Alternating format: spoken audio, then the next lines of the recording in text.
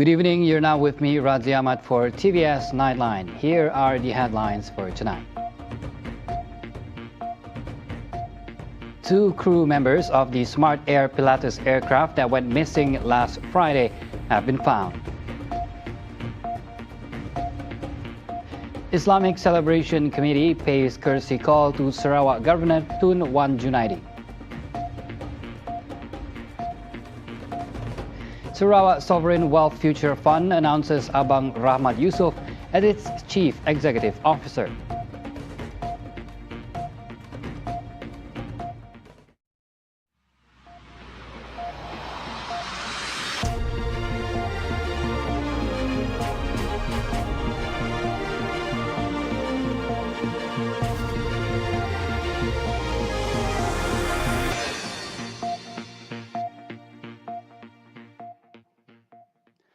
Two crew members of the Smart Air Pilatus aircraft that went missing last Friday, March 8th, in the nearby forest of Benuang, Nunukan were found on Sunday, March 10. Tarakan Search and Rescue Office, Basarnas, confirmed that 27-year-old aircraft engineer Denny Sobali was found dead, while 21-year-old pilot Captain M. YUSUF was discovered alive following the crash. It was reported that the PT Smart Aviation aircraft carrying essential goods bound for Krayan, Nunukan lost contact 3 hours after departing from Juwata Tarakan Airport last Friday morning. According to Basarnas Tarakan head Shahril, the aircraft was found in pieces 9 nautical miles from Binuang Airport, Nunukan, North Kalimantan. Following that, the SAR team, with the help of 3 military helicopters, successfully located the victims and confirmed that the debris was indeed from the crashed aircraft that had been missing.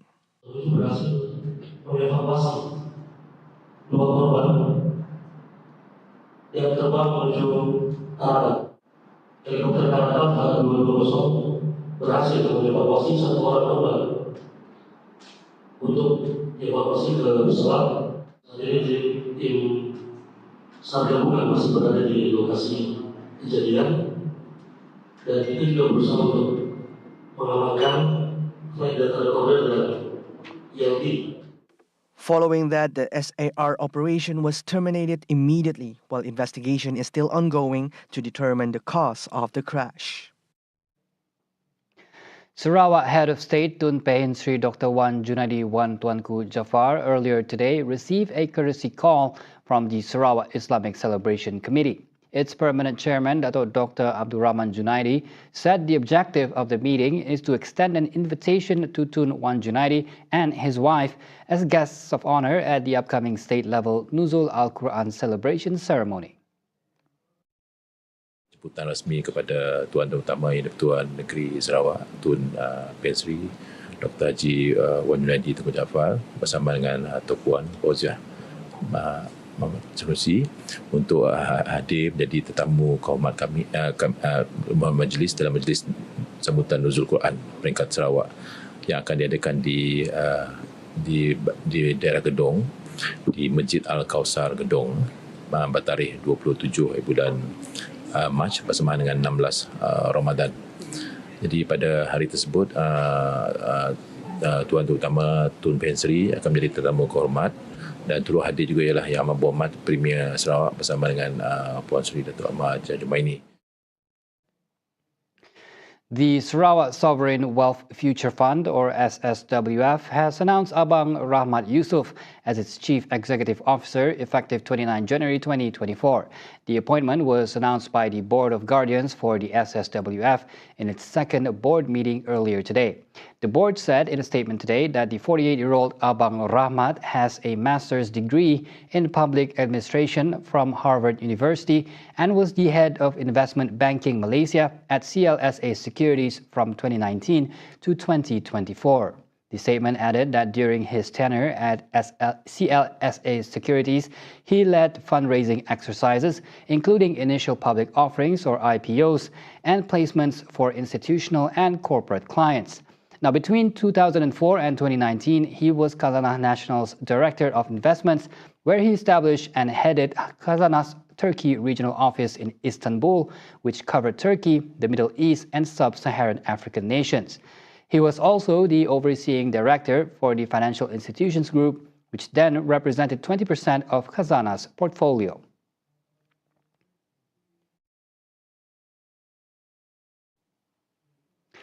Sarawak, through the Sarawak Economic Development Corporation (SEDC), is looking at producing biocoal as another green energy source to generate power in the state. SEDC Chairman Tan Sri Abdul Aziz Hussein said studies are currently being carried out on the possibility of producing the biocoal, which could become one of its long-term investments. Currently, SEDC is embarking on several joint ventures with local and international companies in developing facilities for the production of hydrogen and sustainable aviation fuel, SAF. One of the joint ventures is with Galloy's New Energy Materials Sdn Bhd in the building of high-end graphite manufacturing plant in Bintulu.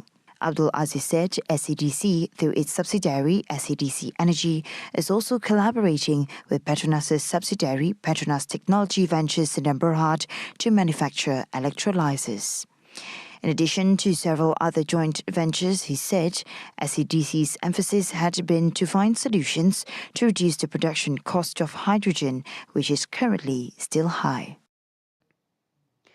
The Premier of Sarawak, Datuk Petinggi Tan Sri Abang Johari Tun Openg's inclusive policies have allowed Sarawak to be even more harmonious and united while embracing its diversity. Deputy Premier of Sarawak, Datuk Amar Douglas Uga Ambas, said Abang Johari had been a very staunch supporter of the Unit for Other Religions, or UNIFOR, contributing generously to its operation and ensuring that the welfare and interests of every race and religion are taken care of. He emphasized that the manifestation of the inclusive policy is also evident in the 9 regional development agencies in Sarawak. With 1.5 billion ringgit allocated to develop basic infrastructures and to implement income-generating economic activities for the people statewide. Meanwhile, Uga said that from 2017 to 2022, UNIFOR had spent more than 333.12 million ringgit on the construction of new churches, chapels and temples, in addition to mission schools.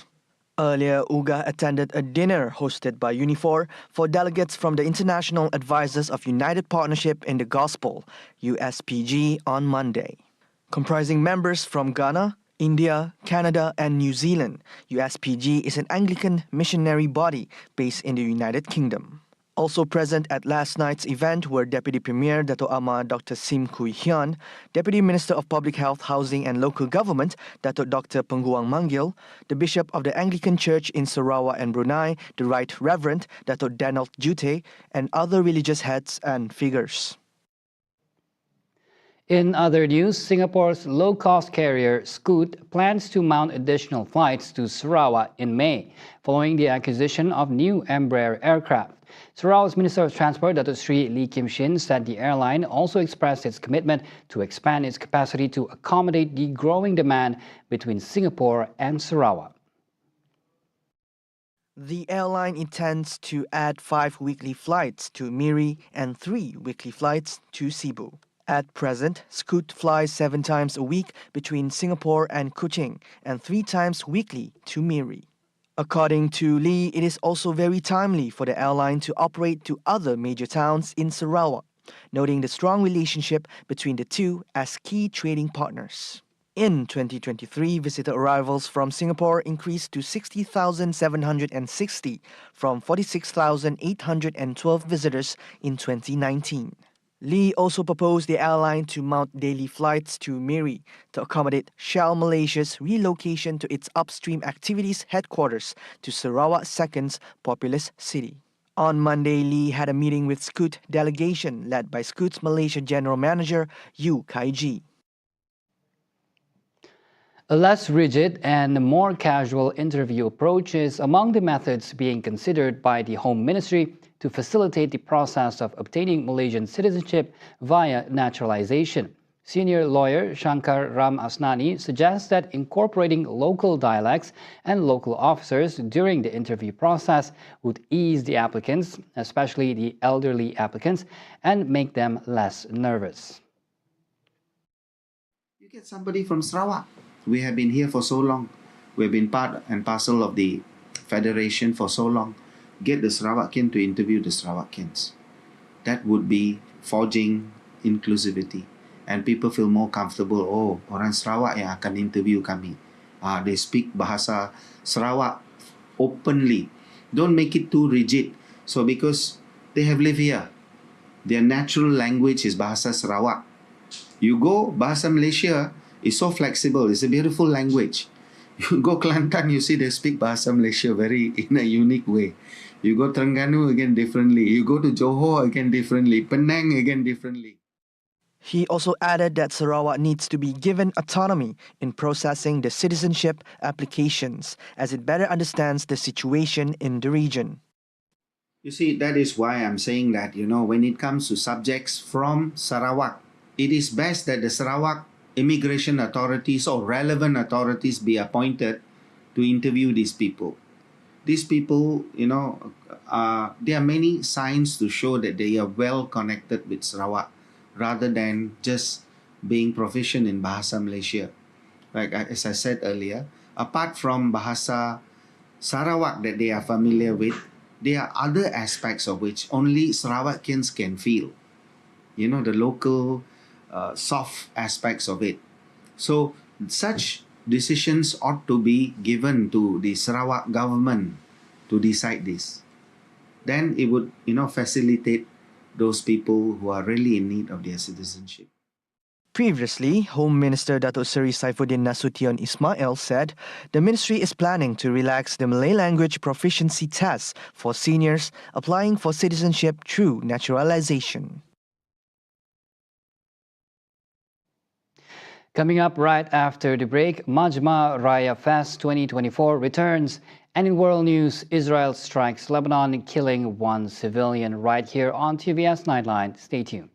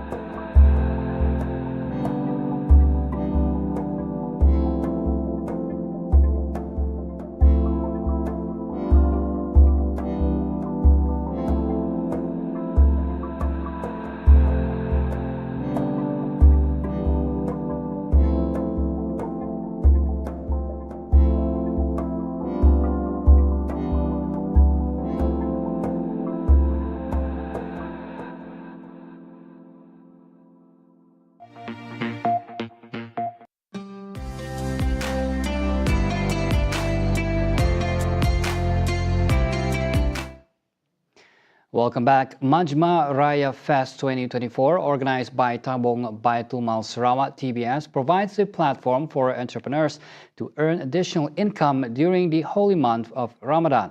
TBS General Manager Dato' Abang Muhammad Shibli Abang Muhammad Naili said the fest also gives opportunities for small and medium enterprise entrepreneurs as well as startups to introduce and promote their products to a wider audience. According to Muhammad Shibli, the fest has received an overwhelming response from the public since its inaugural event in 2018. Kali ini ada mereka yang baru mula mencebur diri sebagai satu platform untuk mereka belajar mencari rezeki, dan ramai dalam kalangan mereka amat berpuas hati lah. Dan kami sudah menganjur sejak tahun 2018 dan memang kutipan mereka amat menggalakkan. Dan yang duduk dalam mall ini pun mereka mendapat kutipan yang luar biasa. Jadi kita amat bersyukur kerana ini merupakan cara kita untuk memastikan usahawan-usahawan kita yang baru dan sebagainya dapat meneruskan mencari rezeki. He said this to reporters after the launching of the Majma Raya Fest 2024 by the Premier's wife, Dato' Amma Jumaini Tun Tuanku Bujang, on Tuesday. This year, the fest will be held from March 12th to April 9th and features over 80 booths selling various food, clothing, and festive needs. The launching ceremony also saw the symbolic handing over of Raya aid, amounting to 1.7 million ringgit to 5,799 asnafs, or those eligible to receive zakat statewide. Sebab kita punya kadar dah naik daripada RM7 ke RM7.50 dan 50% naik itu kalau kita darabkan dengan 800,000 umat Islam, saya rasa jumlah itu besarlah, about 4 million. Tapi kalau semua bayarlah, tapi kebanyakan orang membayarlah kalau zakat fitrah sebab kesedaran membayar zakat fitrah adalah amat memuaskan. The Health Ministry's Ramadan operation will be conducted simultaneously at all food premises, including Ramadan bazaars operating throughout the country to ensure the safety of the food sold. The ministry, in a statement today, said the operation involves inspection at the premises and food sampling to ensure that the food prepared or sold is safe by the standards of the Food Act 1983 and the regulations under it. According to the ministry, with the cooperation of the local authorities, it also organizes food safety briefings for Ramadan bazaar operators, ensuring that the food handlers have taken the anti-typhoid vaccination and undergo food operator training. In addition, it said awareness campaigns related to food safety to the public, operators and operators of raw material premises, food preparation, and food suppliers are also conducted through health education materials, mass media, electronic media, and social media. It advises the public to prioritize food safety throughout Ramadan when choosing food for the breaking of fast. Traders are also advised to wash thoroughly the raw materials used in their food preparation and not to prepare high-risk food too early before it is ready to be sold. Consumers who have any questions regarding food safety issues may contact any district health office, the nearest state health department, or visit the website as follows.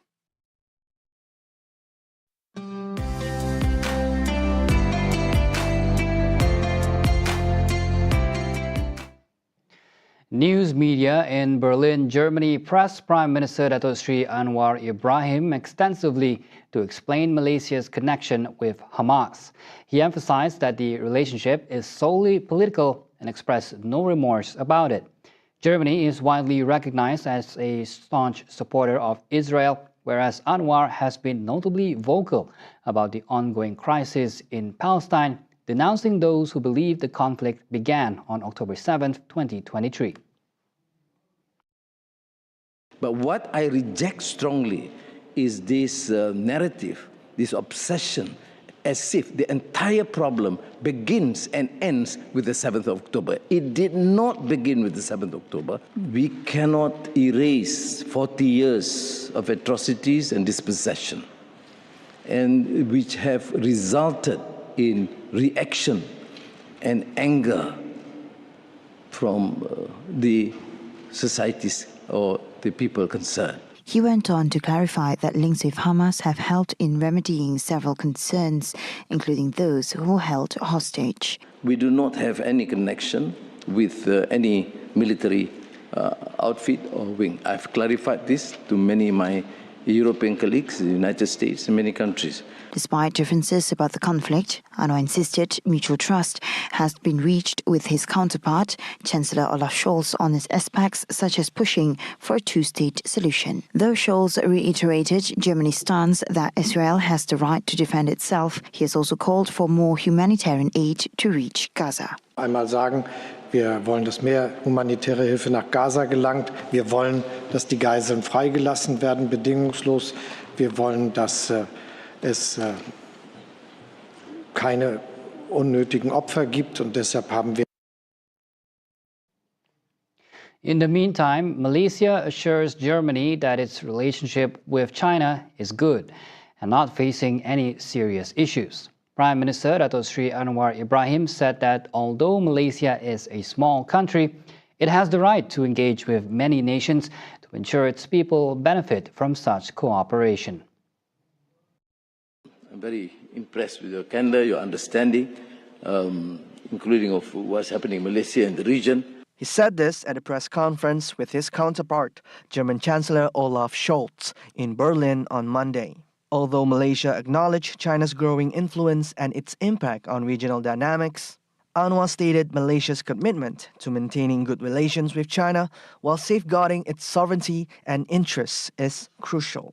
During the bilateral meeting, Anwar mentioned that China is Malaysia's major trading partner globally, and both countries are celebrating the 50th anniversary of the establishment of diplomatic relations this year, which is a historic achievement for them.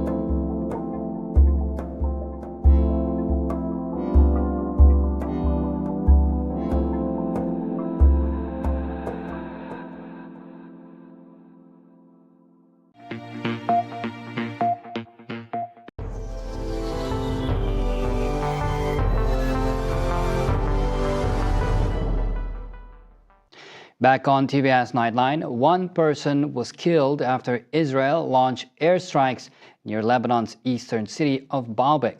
This assault follows a pattern of Israel's repeated attacks on Lebanon beginning on October 8th, allegedly in response to an attack on Israel and the kidnapping of its citizens by Hamas.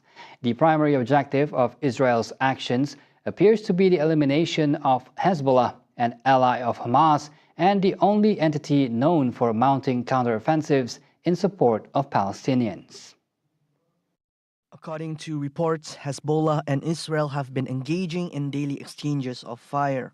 Until recently, Israel had primarily confined its attacks to the border region. However, more recent strikes have expanded further north, raising concerns about a potential escalation into a full-scale conflict. Confirming the casualty was Bashir Qad, the government of the Baalbek-Helmer region, who also said that 6 other individuals sustained severe injuries from the strike.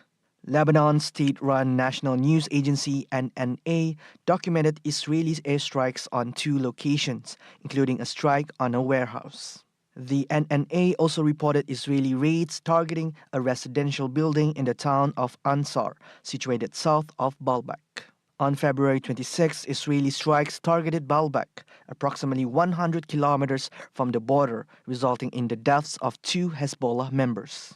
This marked the deepest such raid into Lebanese territory since the onset of hostilities.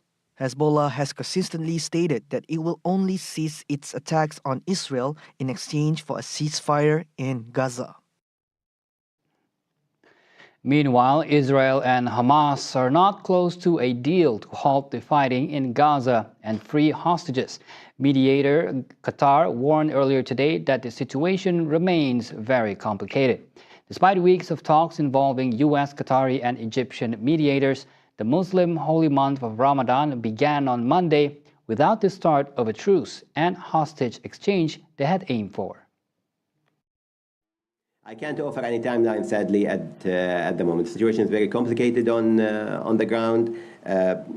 We are not near a deal, meaning that we are not seeing both sides converging on a language that can resolve the current disagreements over the implementation of the deal.